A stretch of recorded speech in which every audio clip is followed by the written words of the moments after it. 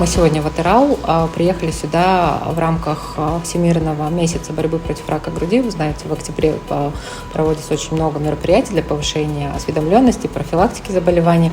Мы со своей стороны приехали, чтобы вручить портативный УЗИ-аппарат Атыраускому онкодиспансеру для того, чтобы обеспечить осмотры женщин в городах и селах, у которых нет доступа к месту нахождения больницы, куда можно привезти аппарат и провести обследование на местах.